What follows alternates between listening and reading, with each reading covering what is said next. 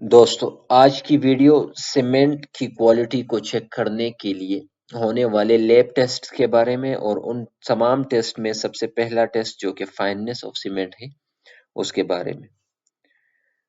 Cement construction industry में शायद सबसे ज्यादा इम्पोर्टेंट मटेरियल है और उसको टेस्ट करने के लिए American standard for testing and material ने ये टेस्ट्स रेकमेंड किए हैं। Fineness of cement, setting time, consistency, soundness, specific gravity और कंप्रेसिव स्ट्रेंथ। चूंकि ये प्रॉपर्टीज सीमेंट की डिटेल्ड इनके बारे में डिटेल बहुत ज्यादा है और फिर उनके लिए होने वाले टेस्ट के डिटेल भी बहुत ज्यादा है, सो मैंने पर वीडियो एक टेस्ट या फिर एक क्वालिटी कवर की है। आज के लिए आज की वीडियो में फाइननेस ऑफ सीमेंट देखेंगे और इसको कैसे मालूम करते हैं उसका प्रोसीजर भी देखेंगे। फाइननेस ऑफ सीमेंट इस बात का पता हमें देती है कि किसी सीमेंट का surface area per unit mass कितना है। जितना सीमेंट के पार्टिकल फाइन यानी कि छोटे होंगे उतना ही पर यूनिट मास उस सीमेंट का सरफेस एरिया ज्यादा होगा। सरफेस एरिया ज्यादा होने का नतीजा ये होगा कि उसका एरिया वही एरिया वाटर के साथ एक्सपोज होगा जब हम उसके साथ वाटर मिक्स करेंगे, और हमें पता है कि सीमेंट पार्टिकल्स वाटर के साथ रिएक्ट करते हैं और उस रिएक्शन को हम हाइड्रेशन कहते हैं। ज्यादा सरफेस एरिया एक्सपोज होगा तो हाइड्रेशन तेज होगा तो अर्ली स्ट्रेंथ ज्यादा तेज डेवलप होगा, जल्दी डेवलप होगा। ये तो फायदा हुआ, लेकिन एक डाउन साइड ये है कि ज्यादा हीट जनरेट होगा। ज्यादा हीट जनरेशन के नतीजे में क्रैक्स प्रोड्यूस हो सकते हैं। सो हम चाहते हैं कि अर्ली स्ट्रेंथ ज्यादा डेवलप हो ताकि जल्दी जल्दी स्ट्रेंथ डेवलप हो और जल्दी स्ट्रक्चर में मजबूती आए। लेकिन दूसरी साइड पर हम नहीं चाहते कि क्रैक प्रोड्यूस हो और स्ट्रक्चर कंप्रोमाइज हो जाए। सो हमने एक अपर लिमिट यानी एएसटीएम ने एक अपर लिमिट और एक लोअर लिमिट सेट की हुई है ताकि लोअर लिमिट से कम ना हो ताकि अर्ली स्ट्रेंथ में कमी ना हो, और अपर लिमिट से ज्यादा ना हो ताकि क्रैक्स ज्यादा हीट के नतीजे में डेवलप या जनरेट ना हो और ड्यूरेबिलिटी पर कोई असर न पड़े। सो उस ऑप्टिमल रेंज में हमारे पास सीमेंट है या नहीं, उसके लिए हम फाइननेस ऑफ सीमेंट का टेस्ट करते हैं लैब में। अब ये टेस्ट करने के लिए दो तरीके हैं, ड्राई मेथड और वेट मेथड। ड्राई मेथड एक सिंपल मेथड है जिसमें हम एक सीव के थ्रू कुछ सीमेंट को पास करते हैं और परसेंट पासिंग हम देखते हैं। अगर वो एक सर्टेन लिमिट से कम हो तो फिर हम उसे रिजेक्ट कर देते हैं, और अगर सर्टेन लिमिट से ज्यादा हो तो हम उसे एक्सेप्ट कर देते हैं। एक और जो कि ज्यादा एक्यूरेसी वाला टेस्ट है वो है स्पेसिफिक सरफेस वाला, जिसमें हम मीटर स्क्वायर पर केजी या फिर सेंटीमीटर स्क्वायर पर ग्राम में रिजल्ट देखते हैं। वो टेस्ट हम दूसरी वीडियो में यानी आने वाली वीडियो में कवर करेंगे। इस वीडियो में हम स्पेसिफिकली इस टेस्ट के बारे में देखेंगे कि इसका क्या प्रोसीजर है।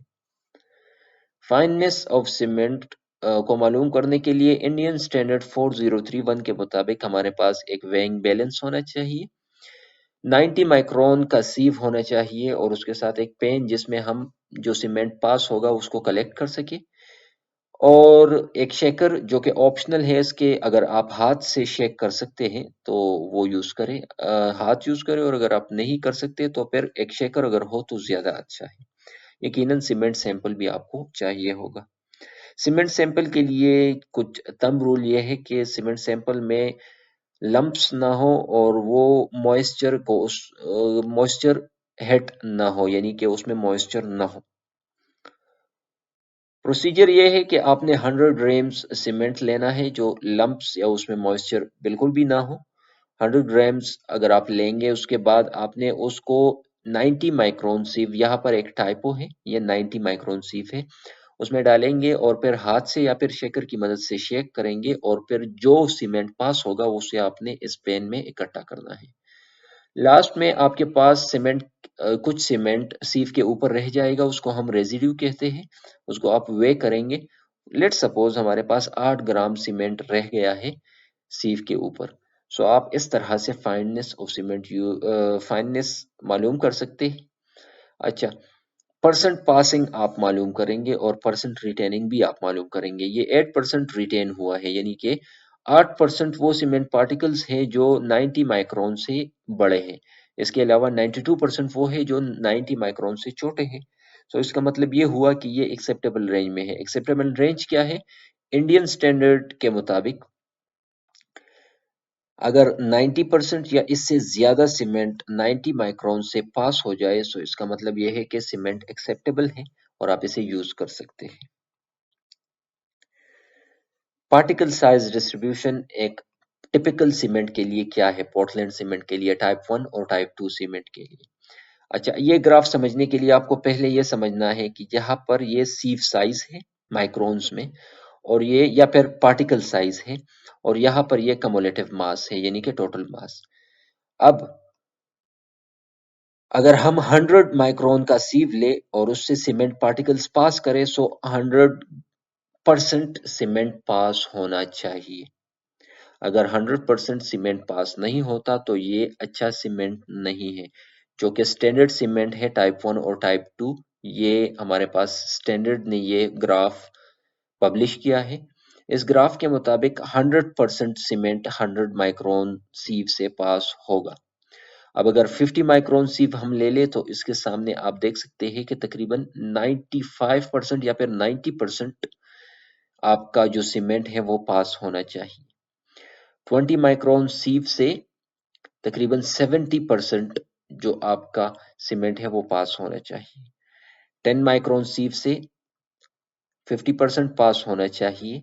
फिर 5 माइक्रोन सीव से तकरीबन 30% पास होना चाहिए, and so on and so forth. Pass होने का मतलब ये है अगर 50 माइक्रोन से कोई सीमेंट पास हो रहा है तो इसका मतलब ये है कि ये तमाम 90% जो सीमेंट पार्टिकल्स है वो 50 माइक्रोन से छोटे हैं। इसके अलावा 10% जो है वो 50 माइक्रोन से बड़े हैं।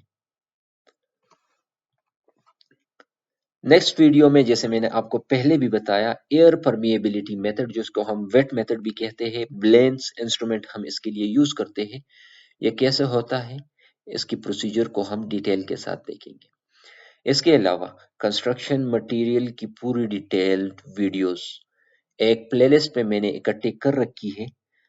इस चैनल पर वो प्लेलिस्ट मौजूद है, आप उसे देख सकते हैं।